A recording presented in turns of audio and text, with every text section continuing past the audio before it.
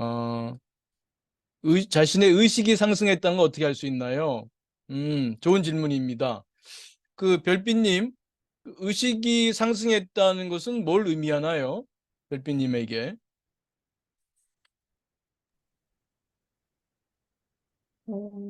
아마도 세상을 바라보는 시각이 음, 단계적으로 변화하는 걸 의미한다고 생각하고, 실제로 세상에 대해서 내가 반응하는 것이 뭐 불평과 불만에서 점점 감사와 사랑, 자비 쪽으로 바뀌는 게 아닐까 생각합니다.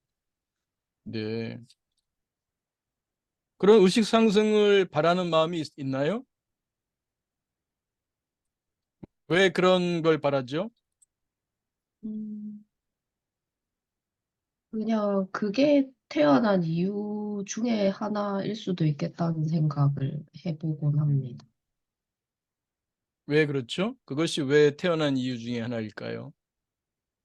음, 저때 죽음 묵상하면서 생각했는데, 네, 그, 만약에 현재와 같이 그냥 이렇게 살다가 나중에 죽음을 맞이한다면 되게 다른 사람에게 그렇게 큰 도움이 되지 않고 그냥 이번 생이 끝나는 게 아닌가, 그게 약간 반짝하면서 왔었거든요.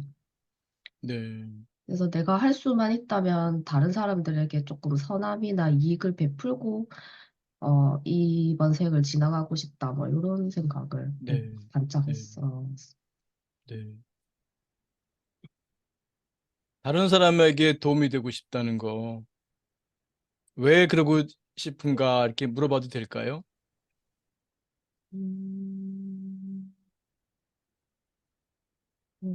저도 사실 그 많은 시련이나 이런 걸 겪었을 때 결국은 사람이 저에게 도움의 손길을 내준 것에 대한 보답하는 의미도 있는데, 음, 그렇게 안 하면 큰 의미가 없는 것 같은데요, 일단은.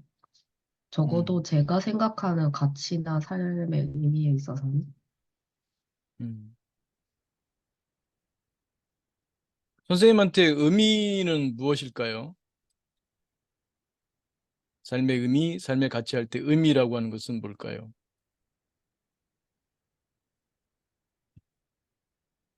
만약에 반대로 그러면 음, 의미가 없으면 어떨까요? 삶의 의미가 없으면 안 되나요? 음, 의미할 수 있겠지만, 그 의미가 없으면 굉장히 삶에서 길을 잃은 느낌. 음,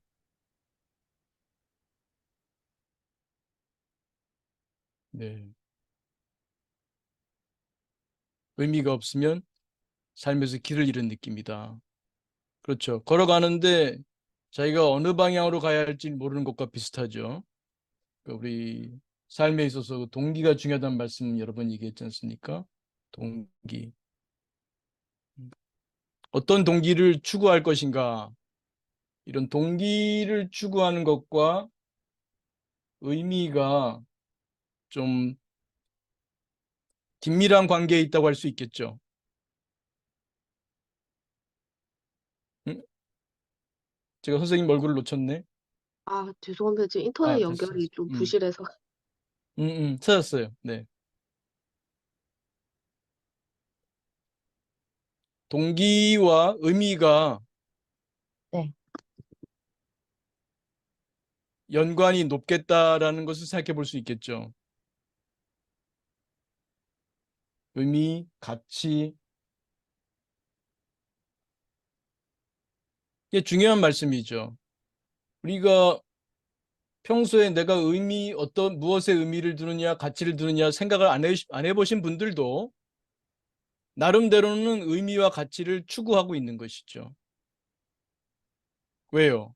우리가 동기가 없이 사는 사람들은 없거든요. 다만 내가 지금 어떤 동기를 추구하는가를 그 성찰하는, 자각하는 그런 부분이 약하냐 강하냐 차이는 있겠습니다만 그런 동기 없이 사는 사람들은 없죠. 제가 모두에 말씀드린 것처럼 새해 초반에는 자신이 무엇을 추구하며 사는지, 어떤 동기를 추구하는지, 내가 어떤 동기에 투자하고 있는지, 요즘 뭐 자본주의 시대에 그 금융 자산을 늘리기 위해서 그 투자 얘기 많이 하지 않습니까? 무엇에 투자해야 되지? 근데 삶에 있어서 어떤 동기에 투자하고 있느냐? 무엇을요? 나의 정신, 이 제한된 정보 처리 용량을 말이죠. 나의 정신 자원, 나의 정신 자원을. 그러니까 그런 부분에 대해서 숙고해 볼 수 있는 거, 이런 것을 이제 숙고하는 게 필요하죠. 특히 몰바레 같은 게 참 도움이 되죠.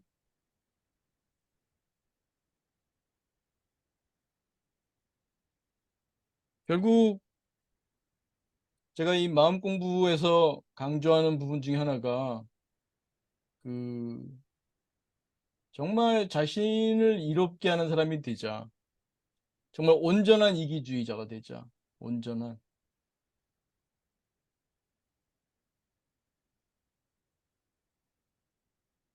이거는요, 지혜가 없으면 안 됩니다. 지혜가. 지혜가 없는 사람은요, 이기적이 될 수가 없어요. 자기가 무엇을 추구하는지, 어떤 동기를 중요하게 생각하는지, 무엇이 나에게 이익이 되는지, 무엇이 나에게 손해가 되는지, 그걸 바르게 알 수 없는 사람은 이기적이 될 수가 없죠. 자기가 뭘 바라는지도 모르고, 무엇이 자기에게 이익이 되고 손해가 되는지를 모르는데, 어떻게 자신을 자신에게 이기적이 될 수 있겠어요? 그러니까 지혜롭지 않으면 안 되거든요. 그러니까 우리가 이 마음 공부를 한다는 것은 이 지혜를 닦는 거고, 이게 지혜를 늘리는 게 성장 아니겠습니까? 이 성장한다는 것은 이 지혜가 양성되는 거거든요. 그럴 때 우리가 온전한 이기주의자가 될 수가 있는 거죠. 그래서 별빛님의 경우에는 이런 마음 공부를 통해서 특히 이 관련된 게 우리 지난 2023년 12월 달에 말미에 죽음 묵상 많이 했죠. 이 죽음 묵상은 이 긍정심리에 쓴다죠. 이 죽음 묵상을 할 때 이 동기의 위계가 분명해집니다. 동기의 위계. 어떤 동기가 나에게 중요한지, 무엇이 중요한지,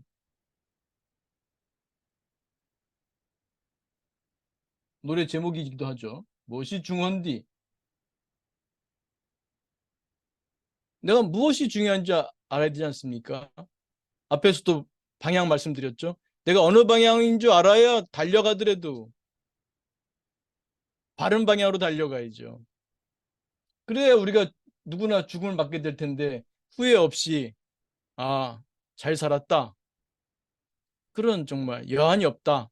그런 만족스러운 마음으로 이 지구별을 떠날 수 있지 않겠습니까? 누구나 그런 삶을, 그런 죽음을 원하지 않을까요? 그래서 별빛님이 그런 죽음 묵상을 통해서 아, 나한테 무엇이 중요한가를 볼 때 내가 다른 사람에게 조금이라도 도움이 되는 삶을 살았을 때 내가 만족함이 있겠다. 그것이 나에게 이기적이겠다. 저는 누차 강조합니다. 이기주의를 누르면 안 됩니다. 인간의 이기성이 이 지금과 같은 이 지구에서 인류가 번성하게 된 이유이기도 하고, 물론 그 이기가 잘못 쓰일 때 이 지구가 절단 날 수도 있죠. 여러 가지 뭐 핵무기라든지 또 여러 가지 기후 문제라든지 자연 파괴라든지 이런 걸 보게 되면 인간이 그렇게 좀 지혜롭지 못한 것 같아요. 이기적이지 못한 것 같아요. 이런 마음 공부를 통해서 무엇이 우리를 이롭게 하는 것인지 바르게 알아야겠죠. 그래서 별빛님은 죽음 묵상 등을 통해서 내가 정말 그 마지막 죽음의 순간에서 그 집이 됐든 아니면 병실이 됐든 정말 그 다행히도 내 정신이 온전하고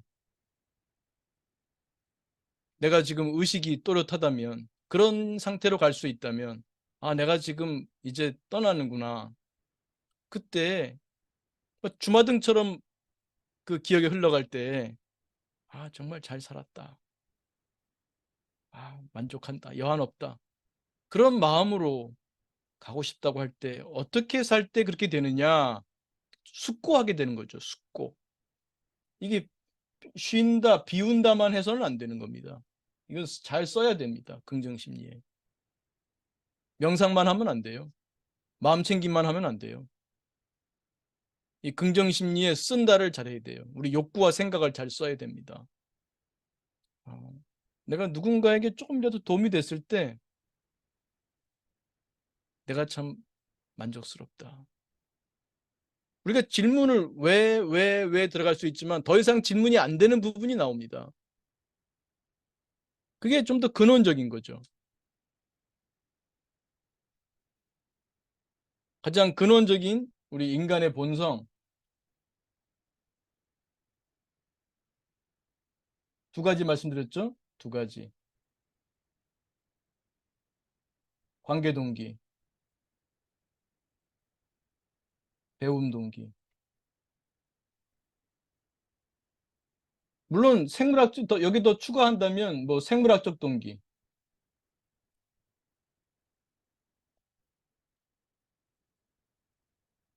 이것도 늘 수도 있겠죠. 근데 이거는 모든 생명한테 기본적인 것들이죠. 개나 소나 다 생물학적 동기. 먹지 않으면 죽죠. 마시지 않게 되면 죽게 되죠. 잠을 자지 못하게 되면 죽게 되죠. 그건 우리 생명을 유지하기 위한 기본 동기죠. 그런 방향이 설정되어 있는 거죠. 근데 인간은 그것만으로 사는 게 아니지 않습니까? 그것만으로 살진 않죠. 나름대로 우리가 여러 가지 걸 추구하게 돼요. 뭘 추구하느냐? 그 기본적인 그 관계 동기. 이건 본성이에요. 사과나무가 왜 사과를 열매 맺을까요? 밤나무에서 왜 밤이 열매 맺을까요? 밤나무기 때문에, 사과나무기 때문이죠. 그렇게 타고난 거예요. 인간은 관계 동기를 충족할 때 행복을 느끼게 되어 있습니다. 그렇게 프로그램 되어 있어요. 누군가를 사랑하고 사랑받을 때, 누군가를 인정하고 인정받을 때, 누군가를 존중하고 존중받을 때, 그럴 때 행복하게 프로그램 되어 있어요. 아마 인간처럼 육체적으로는 그렇게 다른 동물에 비해서 강하지 않은 존재들은 서로 아마 협력해 있겠죠. 협력할 수 있을 때 아마 생존 가능성이 높아졌겠죠. 그게 아마 진화적으로 프로그램 됐을 겁니다. 다른 포유류들도 비슷하고요. 이 관계 동기 역시 포유류와 공유하는 그런 그 동기죠. 물론 인간은 조금 더 복잡할 수 있습니다만 기본적인 것은 같은 관계 동기죠. 그러니까 우리가 누군가에게 도움이 될 때 행복하죠. 그것이 내 관계 동기를 충족시켜 주거든요. 우리는 누군가에게 도움이 되기를 바래요. 그럴 때 만족감, 행복감이 따라오는 거죠. 그렇게 프로그램된 존재죠. 그 본성이라는 말을 쓸 수밖에 없는 거죠. 그렇게 인간의 본성에 있는 거죠. 돈을 버는 거, 이거는 어떤 동기랑 관련됐을까요? 돈은. 우리 지금 대한민국 사람이 가장 많이 추구하는 게 돈 아닌가요? 지난번에도 말씀드렸습니다만 어떤 세계적인 그 조사에서 나온 걸 보니까 대부분 국가가 첫 번째로 꼽는 그 가치가 가족이었는데 대한민국은 아니었다는 거 아닙니까? 대한민국은 첫 번째가 돈이었다는 거 아닙니까? 참 우리나라가 지금 뭐 빠르게 이렇게 경제적으로 성장하면서 그 후유증들이 좀 있는 것 같아요. 돈은 왜 추구할까요? 돈. 상당 부분은 좀 이 저급할 수 있습니다만 생존 동기인 것 같아요. 생활적 동기. 돈 없으면 죽을 것 같다는 어떤 불안감. 이게 고등한 동기가 아니죠. 모르죠. 약간은 관계 동기, 약간은 병리적 관계 동기. 병리적이라는 말을 쓰는 거는 돈이 많으면 다른 사람한테 존경받는다. 이런 믿음이죠. 부러워할지는 모르지만 존경하지는 않을 겁니다. 돈 많다고. 부러워할 수는 있겠죠. 존경하지는 않을 겁니다.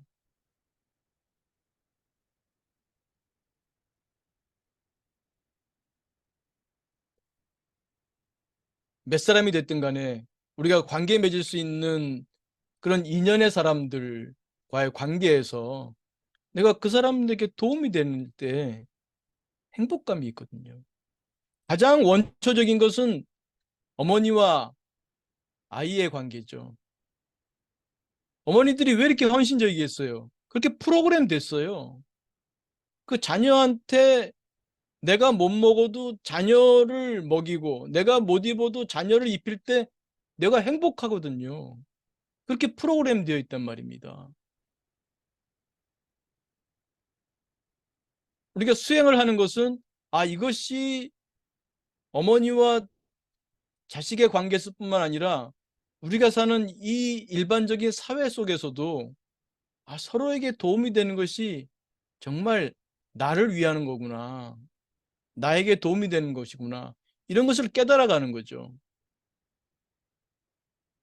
별빛님이 말씀하신 거, 그런 그 의식의 상승, 그런 말씀하셨습니다만, 의식의 상승, 우리가 이제 주로 얘기하는 성장, 우리가 이 마음 공부가 추구하는 게 성장 아닙니까?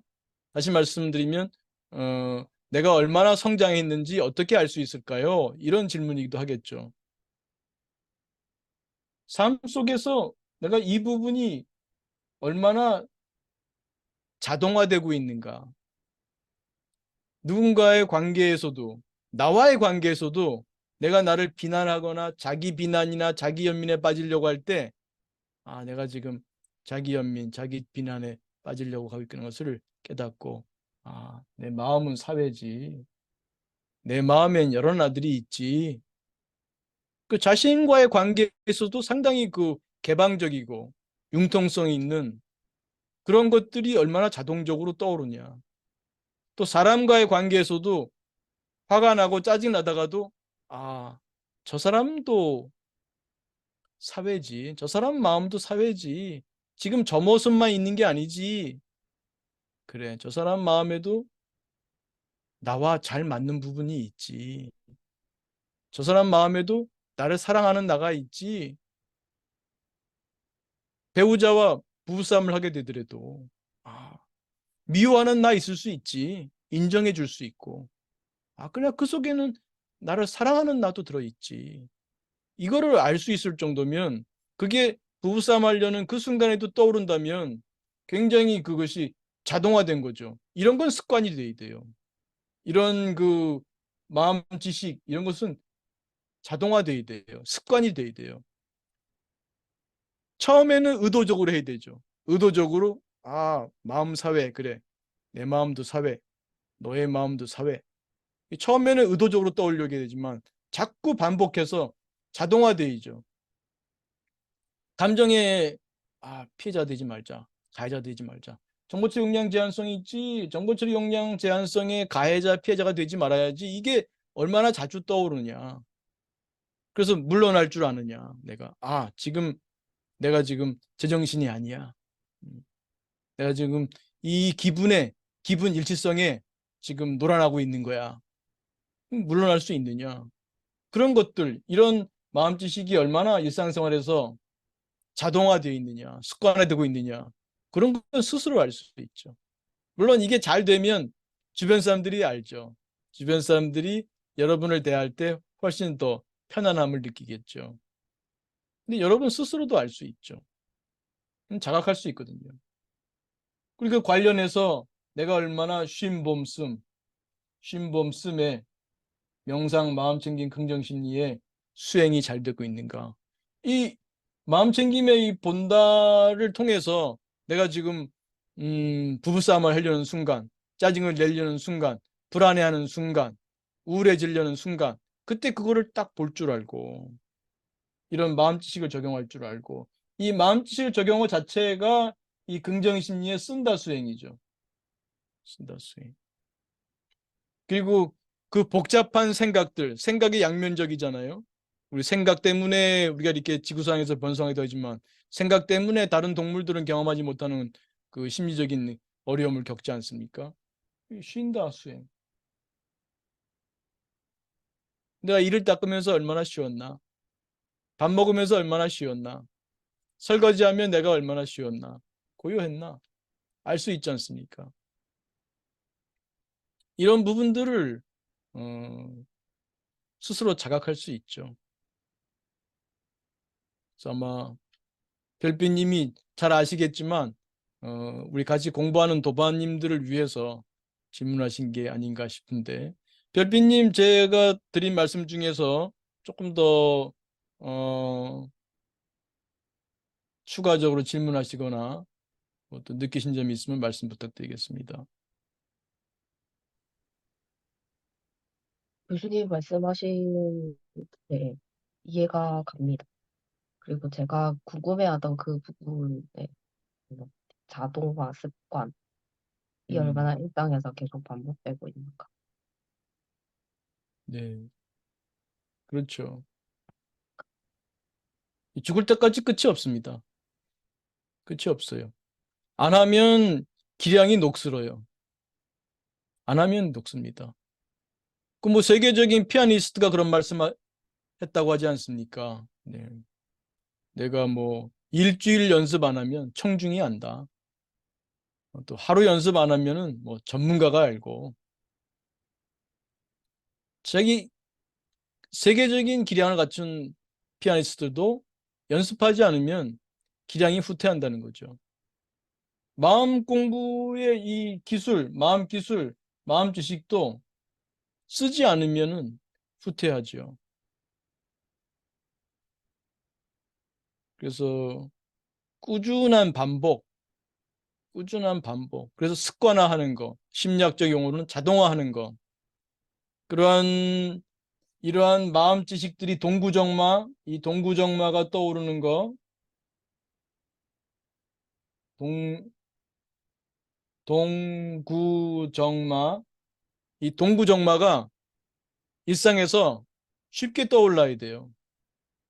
이 몰바레가 쉽게 떠올라야 돼요. 아, 스트레스 받는 순간, 열 받는 순간, 불안해지는 순간, 우울해지는 순간, 아, 몰발해서 이런 경험하는 거야. 동기상태 이론, 동기, 욕구가 없으면 스트레스가 없잖아요. 어떤 동기가 지금 좌절됐나, 혹은 어떤 동기가 좌절 예상되고 있나, 그 두 가지잖아요, 스트레스는. 동기상태 이론. 몰발해. 스트레스 순간 몰발해가 떠오르느냐, 얼마나 자동적으로 몰발해가 떠오르느냐, 마음사 이론이 떠오르느냐, 그거죠. 자동화되는 거, 자동화. 습관 만들기죠, 습관 만들기. 그러니까 특히 요즘처럼 새해 초반에는 그동안 습관적으로 살았던 것을 돌아보면서 나의 습관들이 얼마나 건강한 습관들인가, 음, 얼마나 내가 건강한 그 정보 처리에 자동화가 되고 있는가 돌아보는 게 필요하죠. 사실 뭐 1년에 한 번만이 아니라 또 한 달에 한 번씩 돌아본다거나 또 일주일에 한 번씩 돌아본다거나 혹은 뭐 성현들은 뭐 옛날에 보면은 일일 삼성 하루에 3번 자신을 돌아본다 그런 말씀도 하지 않습니까? 그래서 올 한 해 또 우리가 자신이 어떤 마음 지식, 마음 기술을 어, 자동화하고 있는지. 여기 나오는 이런 플러스 마음 지식, 플러스 마음 기술이 아니라 마이너스 마음 지식, 마이너스 마음 기술도 있어요. 마이너스 마음 지식, 마이너스 마음 기술도 있습니다. 인간의 마음에 대해서 잘못 알고 있는 거죠. 또 자기 마음을 다루는 기술 중에 마이너스 기술 많잖아요. 특히 반추하는 거, 부정적인 생각을 놓치지 않고 끝까지 끌고 가는 거. 이것도 사실은 실력이죠. 근데 문제는 마이너스 기술의 실력이니까 문제인 거죠. 그래서 이런 마이너스 지식, 마이너스 기술이 아니라 이걸 플러스 마음 지식.